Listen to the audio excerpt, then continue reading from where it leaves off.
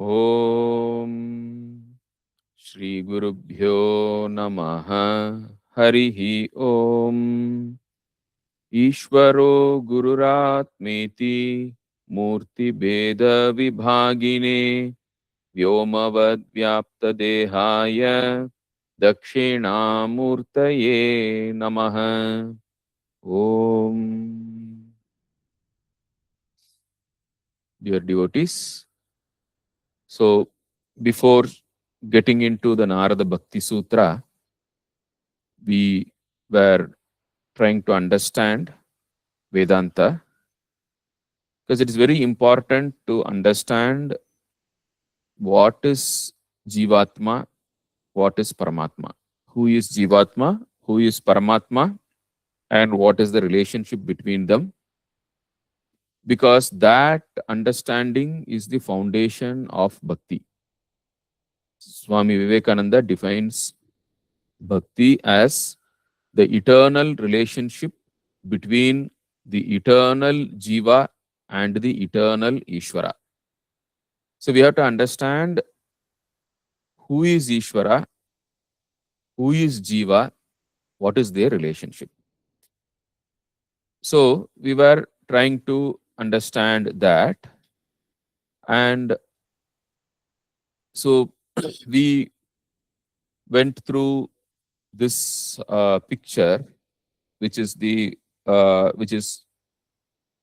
what Vedanta, using the terminology of Vedanta. What you should understand is this is the truth. The truth is the truth, and it doesn't change. Now, different people might call it using different names. Now, what Vedanta gives us is a terminology, a vocabulary, so that we can understand the truth. Now, some other religion, some other philosophy, some other system might use a different terminology. But the truth is truth, and no one can tell something different. So, what we saw is what exists is Atma, pure consciousness. Now, this Atma, the original consciousness, is highly potential, highly creative, and because of the potentiality, it spontaneously, naturally gives rise to the world through its power called Maya. So, Maya is the power of consciousness. Pure consciousness, it is Sat Chit Ananda. Sat means it is the fundamental entity, the truth, existence. Chit means consciousness, it is absolute consciousness. And Ananda means happiness, bliss, and it is also Ananta, which is infinite. Now, this infinite, pure, conscious existence, which is there, using its power of Maya, now creates this world spontaneously out of sport. What is this world? The world is exactly the opposite of the Atma. The world is transient. Original consciousness, it is Sat, doesn't change at all. It is unchangeable. And the world is completely changing, always transient. That is why it is called Jagat. Jagat means that which keeps on changing. The consciousness, Atma, is Chit, it is of the sentient nature, pure consciousness, the subject, whereas the world is Jada, material, it is object. Pure consciousness is Ananta, it is infinite. The world that we see is finite. Pure consciousness is Ananda, it is bliss, and the world that we see is full of dukkham. So, whatever we see as the world is exactly the opposite in all respects to pure consciousness. Sat, Chit, Ananda, Ananta is pure consciousness, original consciousness, Nirguna Brahman. And through Maya, the exact opposite, the shadow, as it were, is the world. So, Maya is the mirror in which this gets reflected. So, as we discussed yesterday, pure consciousness, Nirguna Brahman, as it were, looks at itself through into the mirror of Maya, and what it sees is the world. So, Atma, when reflected on Maya, is seen as Jagat. Okay. So, what is Jagat? Jagat has three aspects: Sthula, Sukshma, Karana. So, the first comes the Karana, Karana Jagat. All Karana Shariras put together is called Karana Prapancha. Now, which is the opposite of whatever we saw, right, of the Atma. Now, even though it is the opposite of Atma, it reflects the consciousness. So, consciousness reflected on an individual Karna Sharira is the Jivatma. Consciousness reflected on the entire universe, the reflected on Maya, is called Paramatma. That's all is the difference. The universal consciousness, the original consciousness, reflects on the individual, it is called Jivatma. When it is reflected on the universal, it is called Paramatma. So we saw, right? Avidya upadisan atma ishvara ityuchyate, jiva ityuchyate, maya upadisan atma ishvara ityuchyate. So with avidya upadi, atma is called jiva. With maya upadi, atma is called ishvara. And what is maya? All avidya put together is maya. So it is just the universal aspect. And the Karna Sharira, to express itself, to experience the world and to express itself in the world, it collects the Sukshma Sharira and Sthula Sharira from Prakriti and it uses. And when that is no more useful, returns it back, takes again another collection and keeps going. So, our goal is to realize ourselves as the pure Atma, original consciousness. That's where we want to go. Where do we start from? We start from our identity as the Stula Sukshma Sharira. So, the conventional misunderstanding of ourselves is as the body and mind. So, most of the people consider themselves as body and mind, and they consider the gain and loss of body and mind as their own body and mind. What is good for the body, they think it is good for them. What is bad for the body, they think it is bad for them. What is good for the mind, they think it is good for them. What is bad for the mind, they think it is bad for them. Because they think they are the body and mind. Now, the first step in spiritual life is to say, I am not this body, I am not this mind. I am not the Stula Sharira. I am not the Sukshma Sharira also. Stula Sharira is this physical body. Sukshma Sharira is life, emotions, intellect. Right?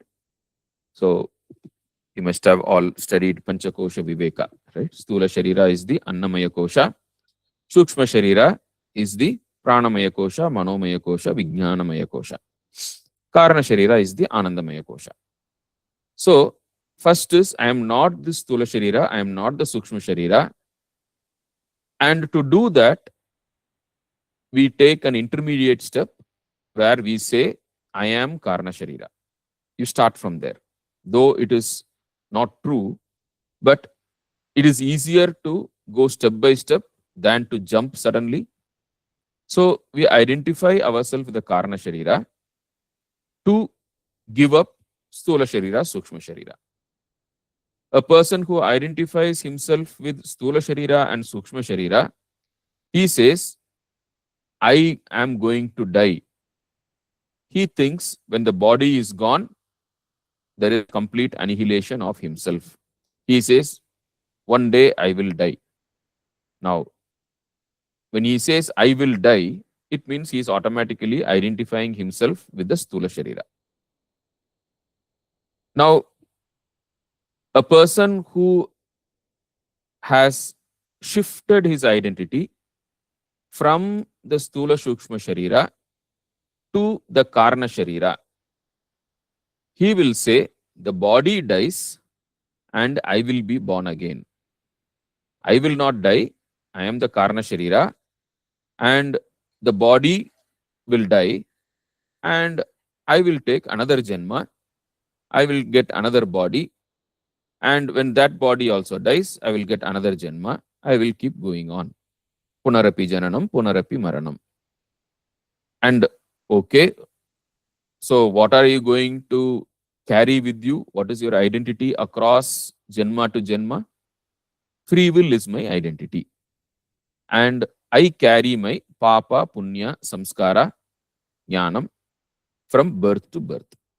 So, across births, I take my Papa Punya, the effect or the Karma Phala I take, and my Samskara I take, whatever personality development, how much ever I have increased my kindness, my vairagya, decreased my anger, decreased my jealousy. Now that is the samskara. Samskara I will take and jnanam, whatever knowledge I have gained, I will take. So these three, karma phala, samskara, jnana, I carry from birth to birth and using my free will, I will keep improving it and I keep going from birth to birth, improving from birth to birth. So this is the idea of a person who identifies himself with the Karna Sharira. That is the first step in spiritual life. Dharma is there because free will is there, dharma is there, law of karma is there, and my goal is to improve myself. I should be a better person today than I was yesterday. Better person means what? More punya, better samskara, better jnanam. So that is the second level. First level is identification with the Stula Sukshma Sharira. Second level is the identification with the Karana Sharira. Now, as a person progresses, next we will go to the level that I am not the Karana Sharira, I am the consciousness reflected in the Karana Sharira. I am not the Jiva, this is the Jiva, but I am the Jivatma. Jiva is everything put together, right? I am not the Jiva, I am the Jivatma, right? So I am pure consciousness. I am the consciousness that is reflected on this body, mind, and Karna Sharira. All these three are Shariras, right? So still I am an individual. I am different from others. I am different from Ishvara. I am an individual, but I am consciousness. So that is this one. So from identifying with the Stula and Shukshma Sharira, first you shift to identifying with the Karna Sharira. Then from identifying from the Karna Sharira, you shift to identifying with this individual consciousness, reflected consciousness, it is called RC. This is the reflecting medium, right? And this is the original consciousness. So the original consciousness reflected on the reflecting medium is the reflected consciousness. So the individuality is still there, but I am consciousness. I am the witness. I am the witness. I am the individual reflected consciousness. And that is the Tvam Artha. The Vachyartha of Tvam is I am individual consciousness, Purusha. Now, coming to this level itself is a great success in spiritual life.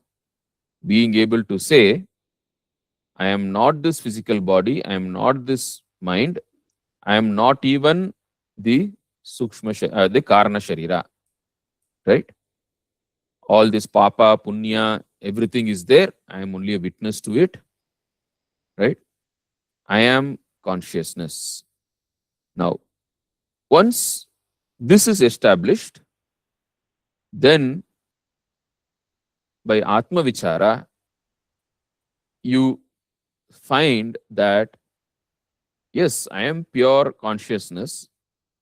Now, why should I consider this three shariras as mine?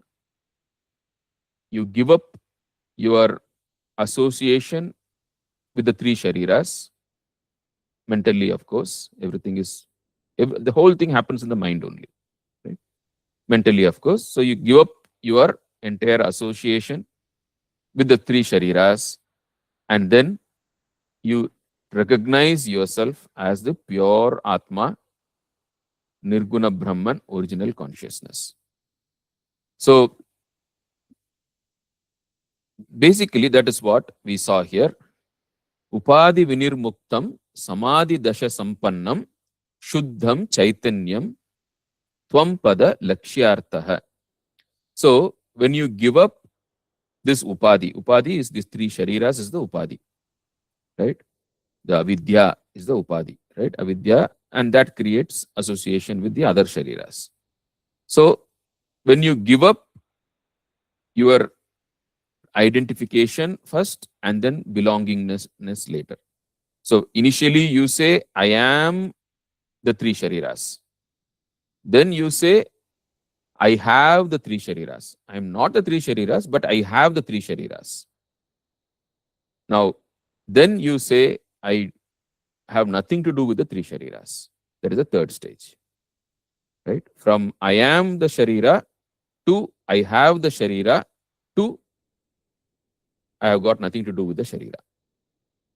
So, when you have given up your relationship with the three shariras, that is Upadi Vinirmuktam, then Samadhi Dasha Sampannam.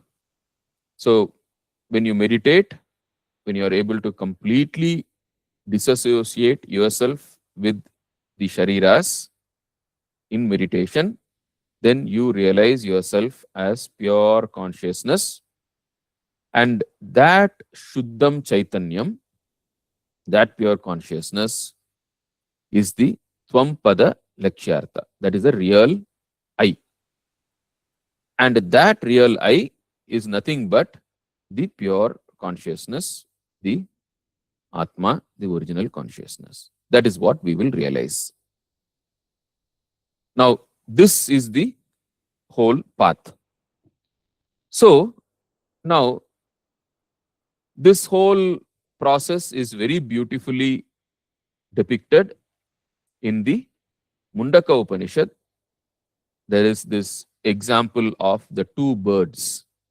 Dva Suparna Sayuja Sakhaya Samanam Vriksham Parishishtva jate. So basically, there are two birds of golden plumage sitting on the same tree. Let us read Swami Vivekananda's translation. Vivekananda translated it very nicely. And our Manian Selvam has beautifully drawn a picture of it also. So, the whole Vedanta philosophy is in this story. Two birds of golden plumage sat on the same tree. So, when you say golden plumage, which means what? Both are luminous, right? So, two birds, they are almost a reflection of each other, sat on the same tree. The one above, serene, majestic, immersed in its own glory. The one below, restless and eating the fruits of the tree, now sweet, now bitter. So the lower one is the Jivatma, the upper one is the Paramatma. The Jivatma keeps eating fruits, doing actions and reaping the fruits. Some fruits are sweet, some fruits are bitter, right? It keeps doing action. Once he ate an exceptionally bitter fruit. Then he paused and looked up at the majestic bird above. So, we have problems in life.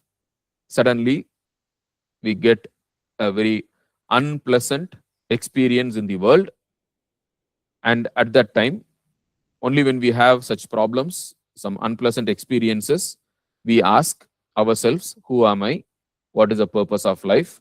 Who is God? Is there God? All those questions come only when we face problems in life. As long as we are eating sweet fruits, as long as we are enjoying life and having pleasures in life, getting whatever we want, success, everything happens, we forget about everything else and we go on eating more and more fruits. It is only when we get a bitter fruit that is the wake up call for us. That is a love letter from Ishvara. The problems in life are the love letters from Ishvara, because with the successes in life, we have forgotten Ishvara and we indulge in the world and we get involved in more and more eating only. Only when we eat a bitter fruit, then we wake up and then we ask, what is the purpose of life? Why am I here? How did I come here? Is there God? Who is God? All those questions come. So that is the purpose of problems in life. So when he ate a bitter fruit, he woke up and then he looked around. Where am I? Why am I here? What is my purpose? Looked at the other bird. But then soon he forgot everything. Again went on eating the fruits. But soon he forgot about the other bird and went on eating the fruits of the tree as before. Again he ate a bitter fruit, and this time he hopped up a few boughs nearer to the bird at the top. So the cycle of eating sweet fruits, bitter fruits, sweet fruits, bitter fruits keeps going on. Whenever we eat a bitter fruit, we wake up, we just ask, do some spiritual, that is when immediately you start increasing your spiritual practices, and slowly you go nearer to the upper bird, right? This happened many times until at last the lower bird came to the place of the upper bird and lost himself. He found all at once that there had never been two birds, but that he was all the time that glorious, that upper bird, serene, majestic, and immersed in its own glory. So, as you keep going closer and closer to the upper bird, and when you reach there, you realize that all through you have been always the upper bird, you have always been detached, you are the pure consciousness. It is only because of your forgetfulness you thought you are an individual and you were eating bitter fruits, sweet fruits, you think you are eating. So this is what is the entire spiritual journey. So that is what we saw here also. So our real nature is the upper bird, original consciousness, pure consciousness.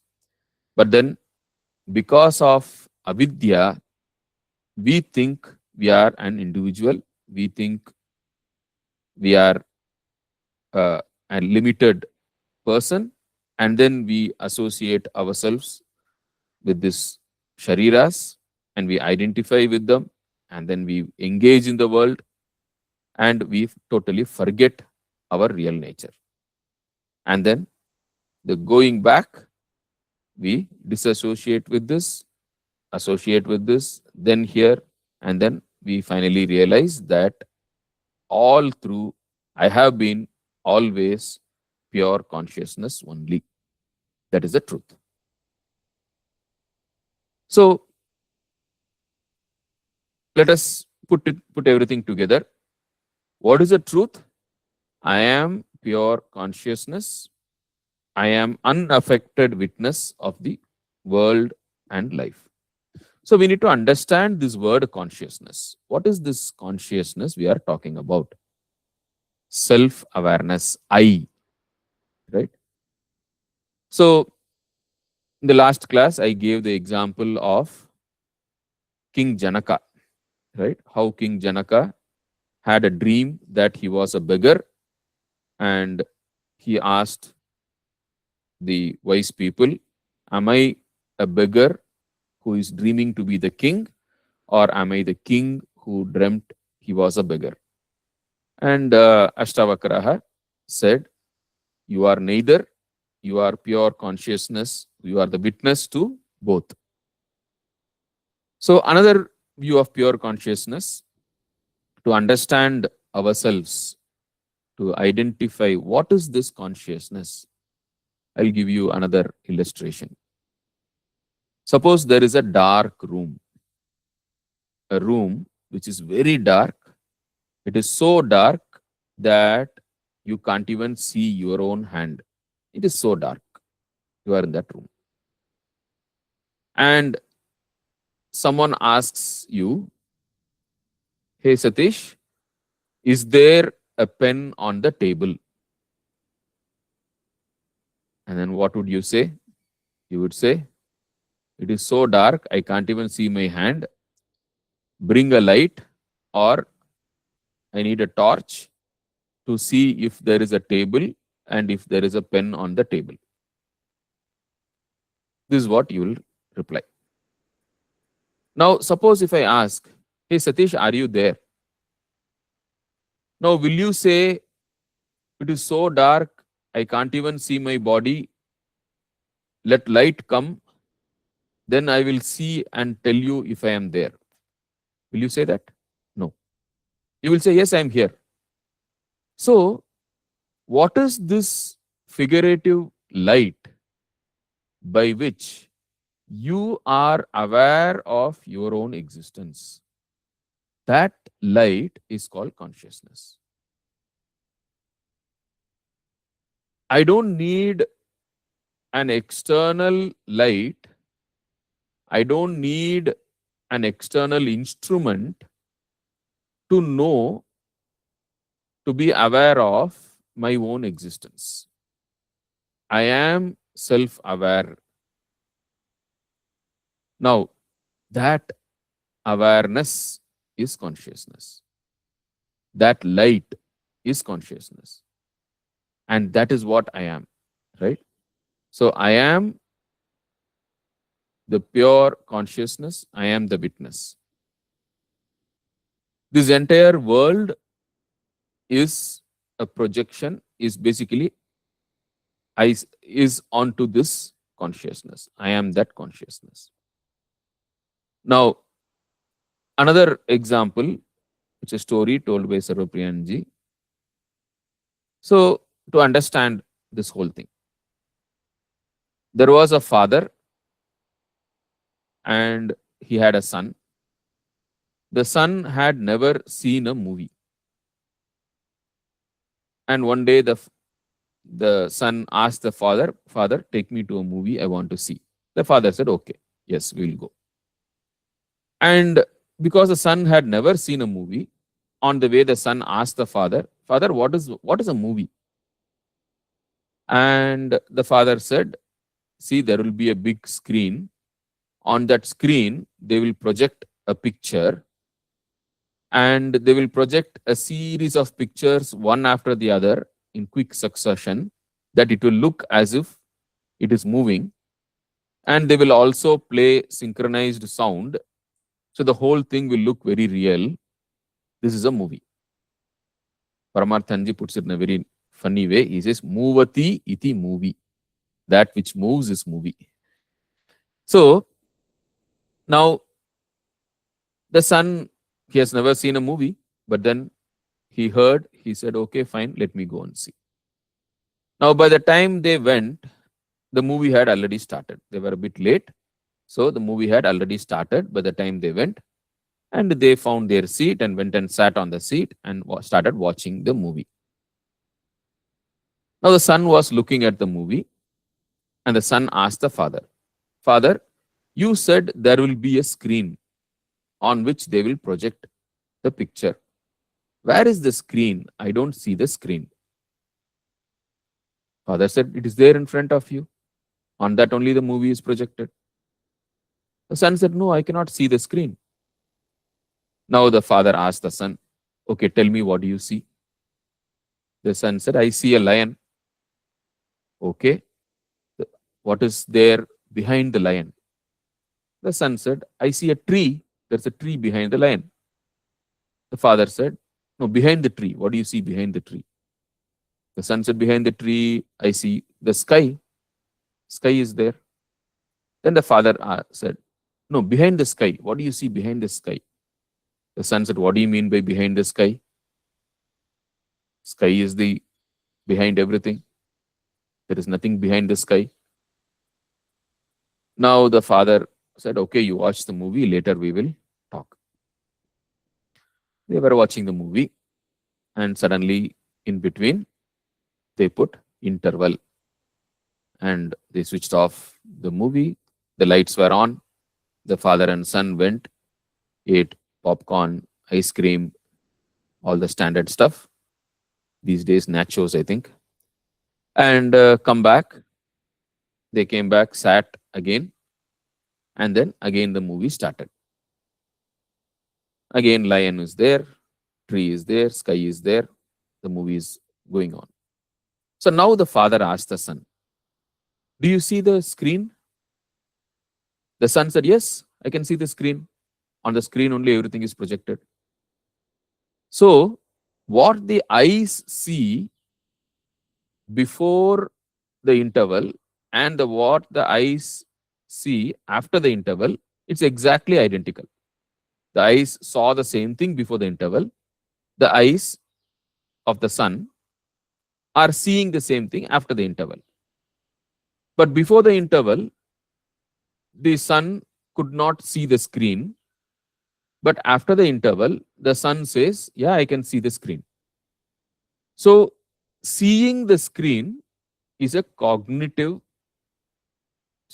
process. It's an understanding. The eyes physically are seeing the same thing, but mentally he could not discern the screen before the interval, but now he is able to discern the screen. He has no doubt about it. Why? What happened in between? In between, the movie was switched off and the lights were turned on. So one moment, if you are able to see the screen without the movie, then permanently you have the knowledge of the screen.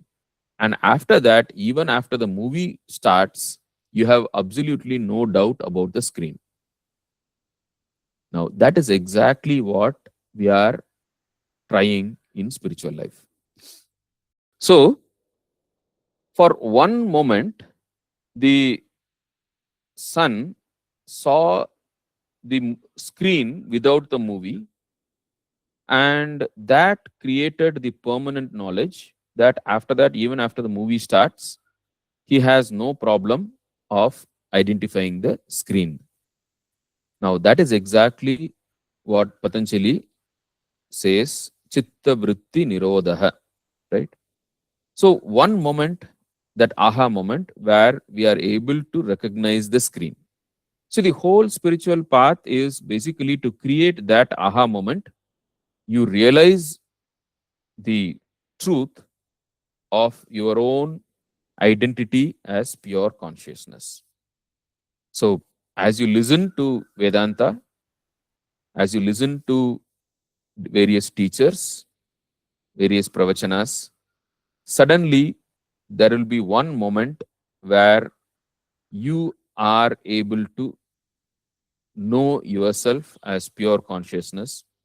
And moment you have understood that, then everything else will start making sense. Okay. So that is the pure I. That is the real I, pure consciousness. So what we are trying is to get there, right? So now,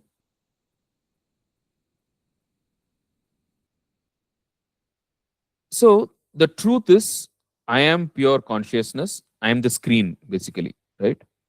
In the movie example, we saw the screen. So I am the screen, and nothing happening in the movie will touch the screen. Like the movie, let us say it is a 2012 movie. Now there is earthquake in the movie, but the screen does not get torn. There are so many volcanoes, right, bursting in the movie, but those volcanoes do not burn the screen. There is so much of flood and all, but the flood does not wet the screen, right? And there is so much of storm which blows, and the storm in the movie does not blow away the screen. Now, why cannot the movie scenes burn or wet or tear or blow away the screen? Because the screen is a higher level of reality compared to the movie. So that is exactly is the truth. I am pure consciousness. My reality is higher than the reality of this world. This entire world, this entire drama of life which I see is a movie which is projected onto me as the screen. I am the screen. I am the pure consciousness. I am never affected by anything that happens in this world, by anything that happens in life. Because all these things are just a movie which gets projected onto me. I am the screen. I am pure consciousness. I never get affected by any of these. Now, this is the truth. Now, what is the problem? As I told you, wrongly identify with the individual, wrongly identifying with the body and mind, and considering their problems as my problems. This is the problem. Now, how do we get away from this? First solution, give up my identity with this body and mind, then give up my identity as the individual and realize myself as pure consciousness. Easier said than done, right? But this is the what needs to be done. This is what has to happen. Now, there is a solution too, where we understand Ishvara as the universal being, right? So yesterday we had this discussion, who is Ishvara? Just as I have cells in my body, right? There are so many cells in my body, and still I consider myself as an individual. Similarly, this entire universe, right, has so many living beings, and Ishvara is that person who considers himself as the entire universe. So, just as when I say I as an individual, I mean this 70 kg physical part of this universe, and then some small subset of the entire knowledge of this universe. I say, I know this. Like this, I consider myself as this individual, small, alpa, right? Alpa Purusha. Now, in spite of each of the cells in my body consider themselves as an individual. They are all living beings of their own right. but then I consider myself as something like this. Now, there is one person, he is Ishvara, the universal being. When he says I, he means the entire universe. All that exists in the entire universe is what he means when he says I. All the living beings, everything put together is what he means when he says I. All the knowledge, all the everything put together is what is he. Now, that is the universal being. So, the 15th chapter, right? The Krishna says, Sarvas Sarvasya chaham hridisannivishto matta smritir jnanam apohanam cha vedaischa sarvair ahameva vedyo sar. Right? So basically, he is the like sitting in the hearts of all living beings. It is he who remembers things, he who thinks. So he is a universal mind, right? He is a universal mind, he is a universal intellect. And sitting in the body of every living being, he is the one who breathes in, breathes out. He is the one who digests the food, right? So he is the universal being. He is everything that exists. There is nothing other than Ishvara. Now, that universal being is real. It exists, right? If the reality of Ishvara is as real as reality of myself. So, because by the same logic as I consider myself as an individual, in spite of every cell being an individual, Ishvara is the universal being, and we are all like cells in the body of Ishvara. Now, understand Ishvara as a universal being. He is the universal being, and being the universal person, hand over this body, mind, all their problems to Ishvara. Say, you are everything, I am nothing. And dissolve your individuality into Ishvara. And when you do that, automatically you will realize yourself as pure consciousness. Now, this is the idea. Solution 1 is very difficult. Solution 2 is easy. Krishna, actually, this is exactly the same question. Arjuna asks Krishna in the 12th chapter, which is better, solution 1 or solution 2? And Krishna says, both will work, but solution 1 is very difficult. Klesho dikataras tesham avyakta sakta chetasam avyakta hi gatir dukkam dehavad bhiravapyate. Krishna says. Solution 1 is very difficult. The easier one is solution 2. What is solution 2? He says, Etu sarvani karmani mayi sanyasya matparaha ananyenaiva yogena mam dhyayanta upasate teshamaham samudharta mrityu samsara sagarat bhavami na chirat partha maya veshita chetasam. So, that is the solution 2, which Krishna talks about in the Gita. So, solution 1 is very difficult. Solution 2 is easy. So, that is what we go for. We go for solution 2. That is Bhakti Yoga. So, as we go on, we will understand more and more details of this, right? So, by bringing in Ishvara, the problem of spiritual life, problem of reaching the truth is much, much easier, is very smooth. That is what is the path of bhakti.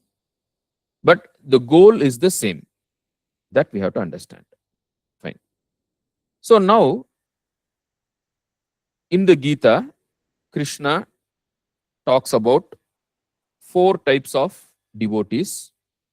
Chaturvida bhajante mam janaha sukritino arjuna arto jignyasurartharthi jnani cha bharatashrabha.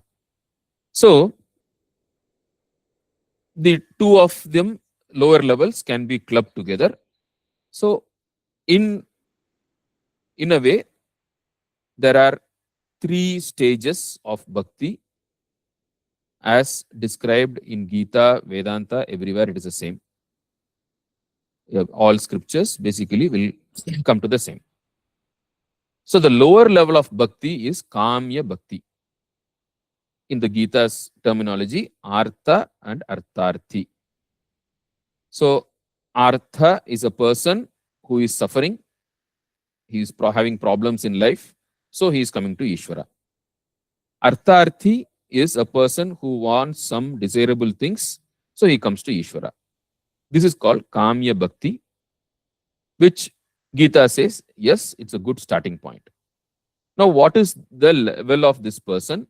What is the thinking process of this person? So he says, I am an individual. And he agrees, I am not this body and mind. So he is not a Prakrita Purusha. A Prakrita Purusha is the one who is considering himself as a body and mind. That's a Charvaka, right? Who is the adharmic person, right? So this person is not an adharmic person. He's a dharmic person. He has already crossed that level. The body and mind identity has been given up. He says, I am an individual. He considers, he identifies himself with the Karna Sharira. He says, the body and mind are not, I am not the body and mind, they are my instruments. But then he says, they belong to me. That is still there. He says, this body and mind belong to me. Ishvara has given them to me. This mamakara is there. Ahankara with the body and mind is not there. But mamakara with the body and mind is still there. So what does he do? He says, Ishvara has given me this body and mind. Ishvara has given me family, wealth, skill, knowledge, and all these things. Using all these things, I can enjoy all the pleasures of this world. This is his position. He acknowledges Ishvara. He acknowledges that he is not the body and mind. But then he says, these belong to me and I want to enjoy this world. He says, I will work in this world and Ishvara will give me the fruits of action and I will offer some to him in gratitude. And he primarily seeks the well-being of the body and mind and seeks sensory pleasure, prosperity, name and fame. He seeks all these things.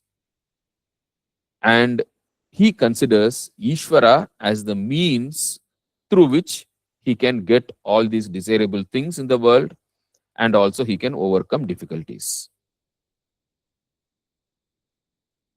So he says, praying to Ishvara helps me to quieten the mind, and quietening the mind will lead to good health, better decisions, more wealth, better relationships. And he does various pujas, goes to temples, and by doing various pujas and visiting temples, he says, I will gain punya. And by punya, what will he get? He says, by punya, I will avoid problems in life, and by punya, I will get more prosperity. Now, this is the mindset of the Kamya Bhakta, Artha and Artharthi. Right? So, he acknowledges Ishvara as the Karma Phala Data. And he has the Ishvara Prasada Buddhi. He says, everything I get as Prasada from Ishvara. So, but then his goal is pleasure in the world. Right? He says, using Ishvara's help, I will get everything in this world. Now, this is the kindergarten of religion. The first step in religion, everyone starts from here. And Gita says he is a Sukrita. He is a good person. Good. This is a good place to start. But this is the first step of bhakti. Now, as he engages with Ishvara through this bhakti, slowly he develops better and better he goes to the next step. And for that, along with this, satsanga is also very important. So when he starts here, but when he starts moving around with sadhus, with sannyasis, then when he looks at them having a different kind of relationship with Ishvara, he tries to understand that, and slowly he moves to the next level. The next level, the higher level of bhakti, is jignasu, which is nishkamya bhakti. Now, what is his mindset?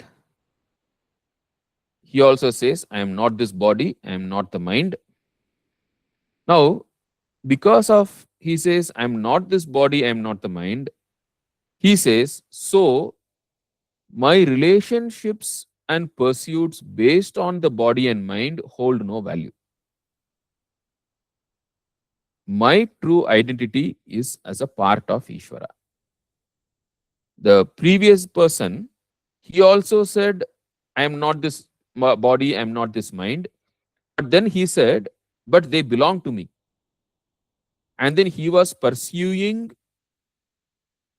his pursuits were worldly, sensory pleasure, relationships, all those things he pursued. But this person, he has gone to the next level where he says, I am not this body and mind. So the relationships based on them have no value. My true relationship with with Ishvara. Now, what are the relationships based on body and mind? Our father, mother, relatives, right?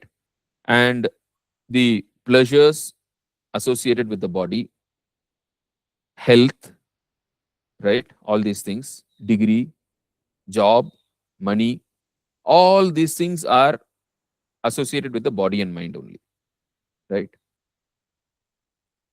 Now, this person says, I am not this body and mind, so my relationships based on body and mind have no value.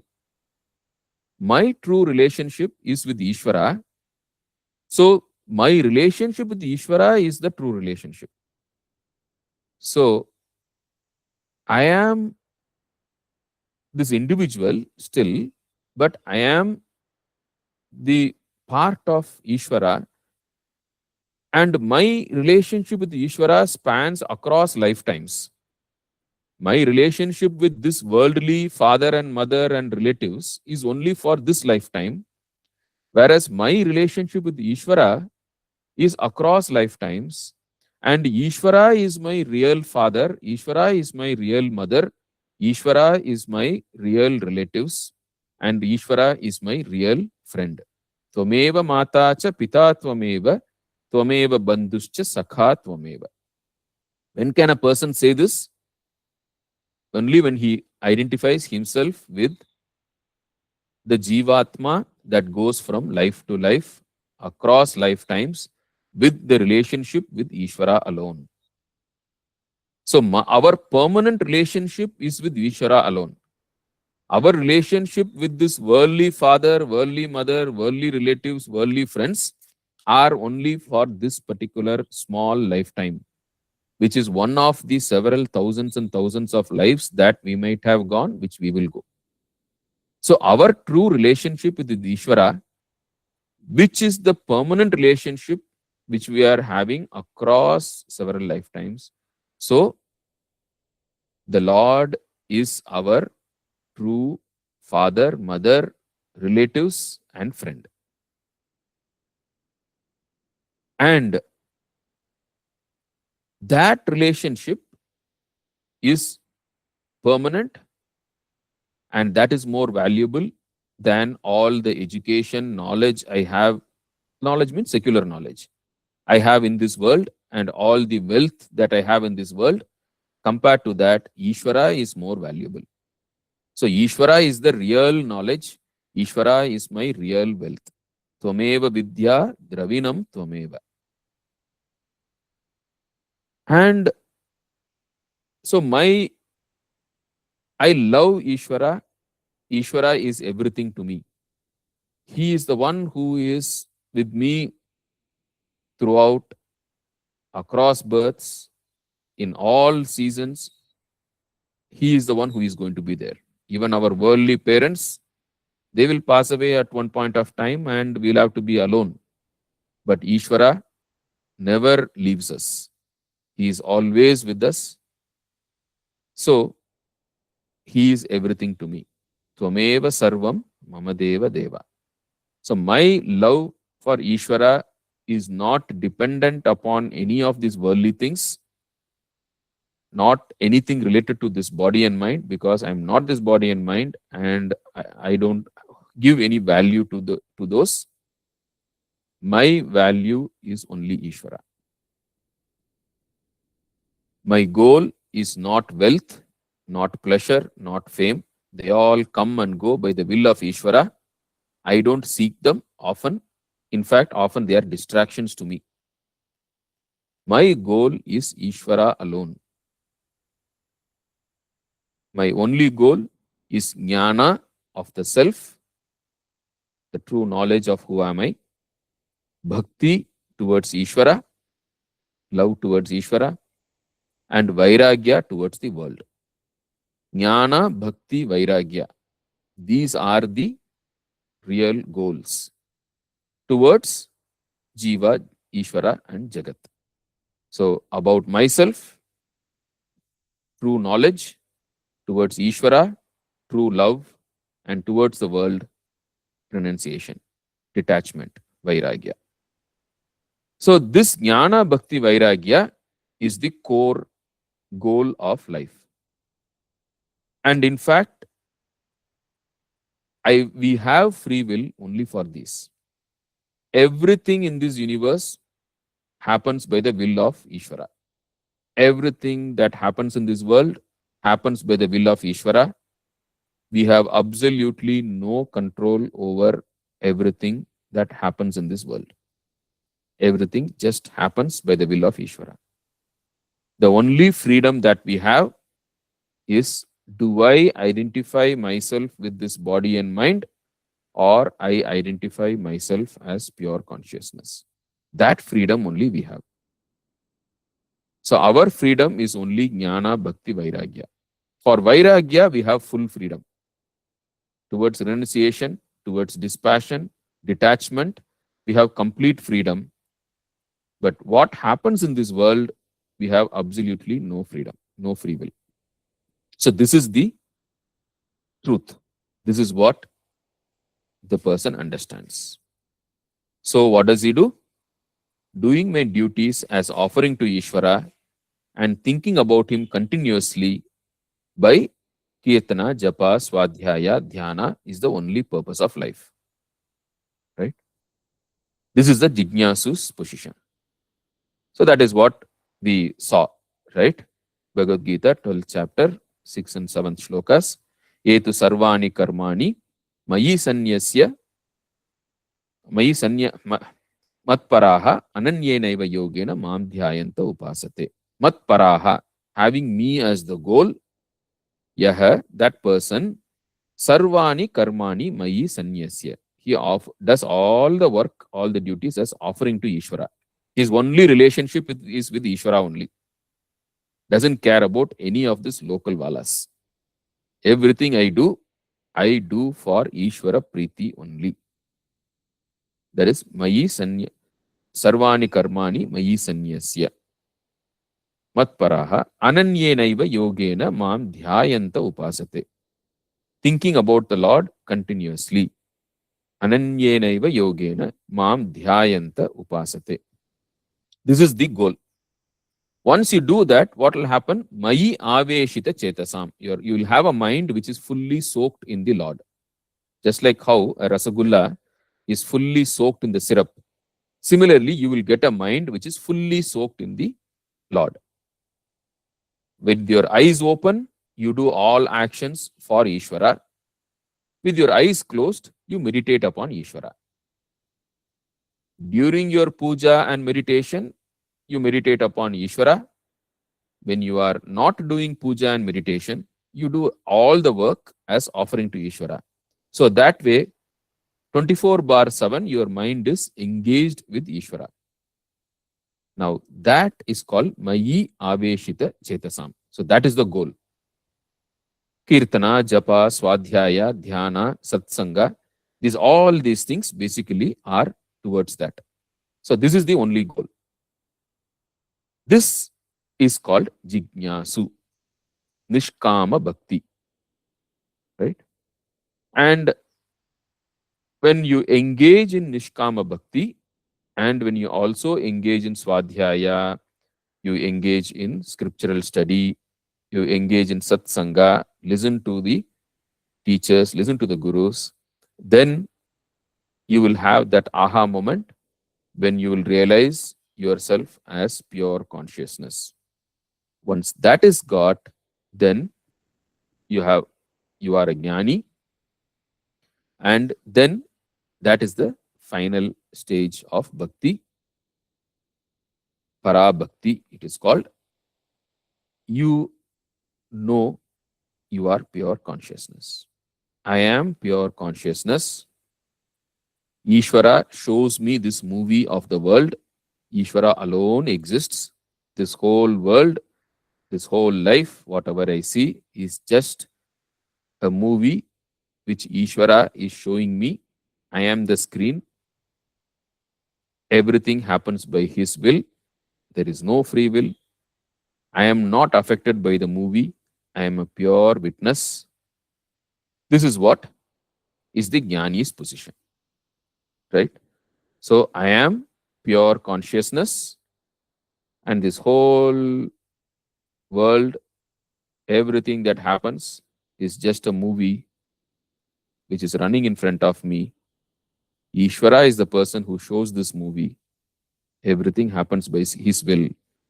I am not affected by the movie. I just sit back, relax, watch the movie as a mere witness, wondering at the glory of Ishvara. That's all. Now, a few quotations from Gospel of Sri Ramakrishna. Sri Ramakrishna says, those who have realized God are aware that free will is a mere appearance. In reality, man is the machine and God is its operator. Man is the carriage, God is the driver. Everything depends on the will of God. The world is His play. He has created all these different things, great and small, strong and weak, good and bad, virtuous and vicious. It is all His Maya, His sport. You must have observed that there are trees in the garden not of the same kind. So, various kinds of living beings are there in this world. As long as a man has not realized God, he thinks he is free. Basically, he thinks he has got free will. As long as a man has not realized God, he thinks he has free will. But do you know the attitude of one who has realized God? He feels, I am the machine, O thou Lord art the operator. I am the house, and thou art the indweller. I am the chariot, and thou art the driver. I move as thou movest me. I speak as thou makes me speak. So this is the Jnani's position. This is the culmination of bhakti. This is the goal. Right? And how to practice bhakti, we will see.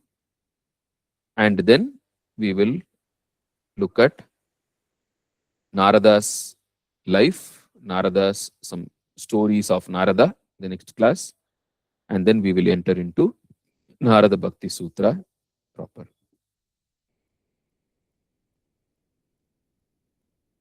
Tvameva mata cha pita tvameva, tvameva bandhuscha sakha tvameva, tvameva vidya dravinam tvameva, tvameva sarvam mama deva deva. Om Shanti Shanti Shanti Harihi Om Tat Sat Shri Ramakrishna Arpanamastu.